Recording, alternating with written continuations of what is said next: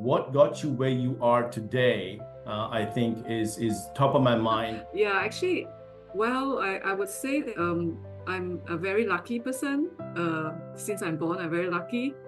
Born in Singapore, I have a very good education systems, very supportive parents, and have always been able to do what I like to do. And I'm married to a very multi-talented man. He's an engineer, but he's also loved poems and career background. So you can see that I have been doing many multiple episodes of career change. I came from a diverse background. I started with hospitality, then I went into education, then I went to the public policy. And today where I am, I have actually 6 job role changes. And every time I change a job role, I am entering into an area that I've never done in my life. I must admit that the first few months, they are stress, they are anxiety, but equally as exciting things that I can go about learning. In 2019, when I was asked to head up as a Chief Skills Officer at the SkillsFuture Singapore, I need to lead the whole team to repurpose themselves. So the excitement was there. I need to learn new things that I've never done in my life. For example, how to do data management, how to go about setting up a data team, recruit data scientists, recruit data engineer. I went online to learn. Like anyone else, I went online to learn on edX, EDX, Coursera to say that what are the things I really need to do, and I just learn alongside my team and recruit the best people I can. And sometimes to borrow when I don't have the capability, I just go out and borrow partners who are smart enough, better than me, to be my team. So today, I think we are quite happy that 3 to 4 years later, I have transformed the whole team. We have now a team of economists working with us, data scientists, data engineer, software engineer, all with us to be able to run and use data to look into what kind of skills is needed for the economy. As an individual, we must be curious, we must be able to learn very quickly when given the opportunity. But I also want to emphasize the part that it is also because I have very good employers, which is like service of Singapore, where the ethos is to develop people. And once they develop you, they leave you alone to do your work. So the trust is there as well. That's why I thought the employer play a key role in developing the workforce. Say, what are the sort of top 3 advice that you would want to give to the workforce today? With your experience, what would you highlight those 3 things to be and why? Maybe I'll do it 2 parts. One part is us as individual, and then all of us here as leaders of business. So as an individual, as we know, businesses change. We have to transform in order to be competitive. Either you buy a new business or to reshape your business model to be more competitive, or deploying technology because your workforce is aging, or you want to do automations.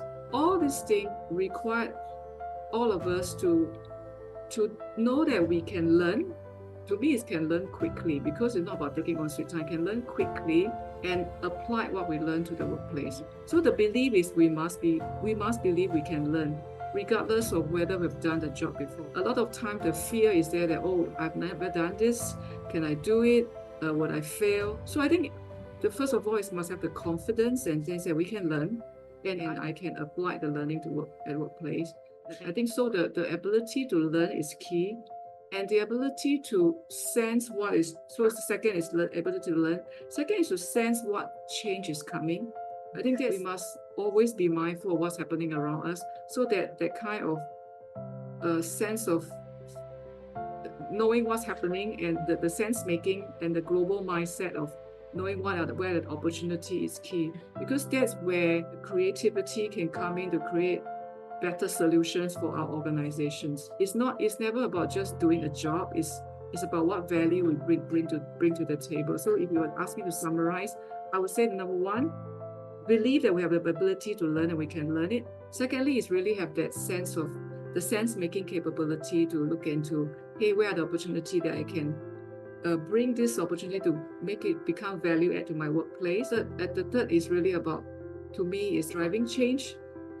Because we don't drive change, then change will come upon us. So I rather be on the driver's seat to drive the change and be part of that, the change process. If I now turn back to ask ourselves, all of us are leaders and business leaders. We lead an organization, we lead a business unit. In terms of reskilling, upskilling our workforce, I think it is very important for us to, number one, able to articulate the visions where we think the business is going. Then along the way is to be able to leave no one behind. I think I say this as intentionally, leave no one behind, and make sure that there is a safe environment for them to learn and do and guide them along. So it's okay to make mistakes. It doesn't matter. So the safe environment to allow them to experiment, learn along, and that taught me a lot to be patient. Just be patient that things will happen. It may not happen overnight, but give them time, give them the milestones, celebrate a little success, and give them time to learn. And of course, you can send them for training, but ultimately it's them doing the job. So it's to experiment how to go into a new job role, and then getting feedback from all of us. And we must celebrate success because the journey is not easy. Sometimes I just joke about parting the Red Sea. It's not so, of course, it's not like Moses parting the Red Sea, but it's really parting the way for them and say that, okay, this is where we're going together. I think once they get a hang of things, they will swing. I think first, how we learn, it really starts with curiosity. We have to be curious, and one is curious, one is set aside time for serious learning. When I say serious learning, it need not be about going for a course. When I say serious learning, it can be just be serious when we read an article.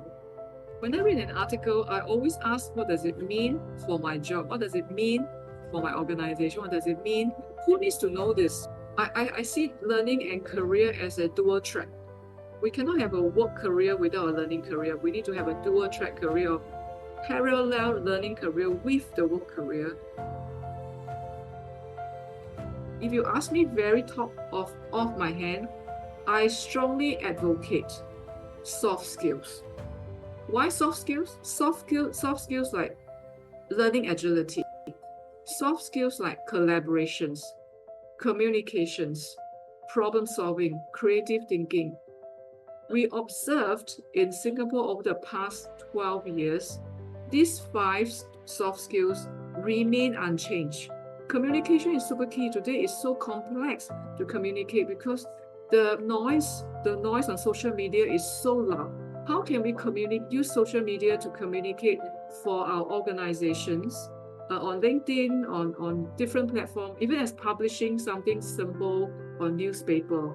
We need to be able to nuance and understand this particular channel speak to what audience, what kind of language can talk to them better. If you go to TikTok, then it's a TikTok genre. If you go to Instagram, it's the Instagram genre. So that communication become complex, and I think we need to master how to communicate effectively. Collaboration, there is nowhere in the world, nobody or no any organization can work on their own. It's always about collaboration. So to me, collaboration is an art. I will advocate these 5 soft skills as the most important, evergreen, enduring skills that we should all have. Yes, I think it's very, very super important to have multi-generation workforce. It will be pretty scary, and in fact, I think it will be a mistake if you have only very young workforce or very old workforce. Multi-generational workforce is one of the best thing ever happened.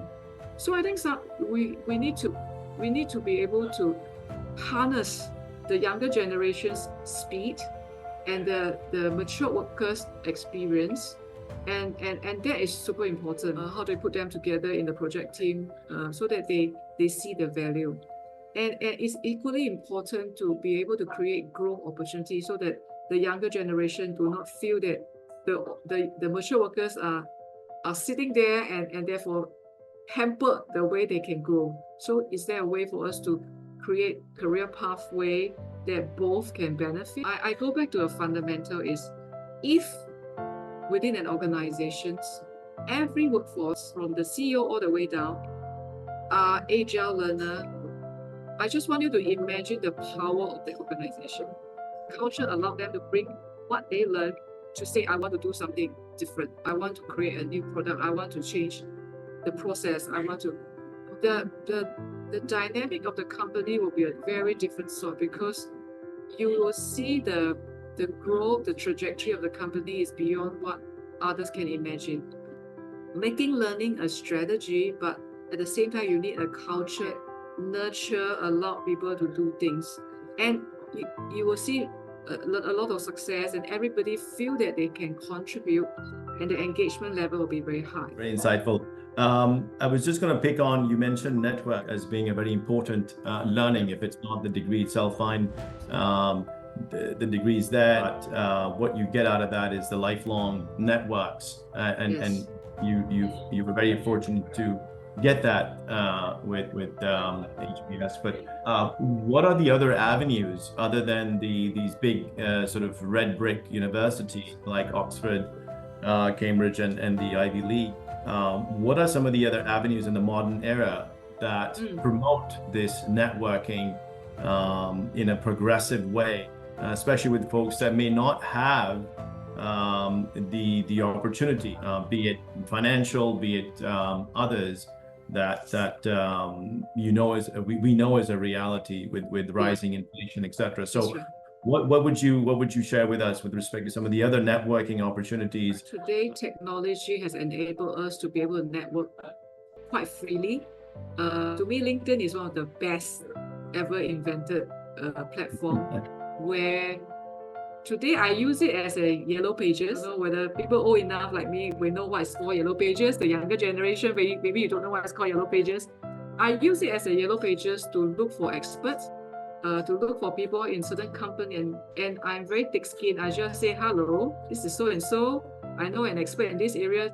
Can you spare me half an hour on a webinar for a quick chat?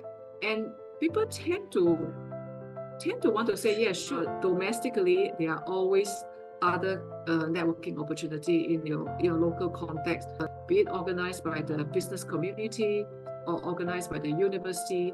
There are always these connections that, again, I say it needs efforts.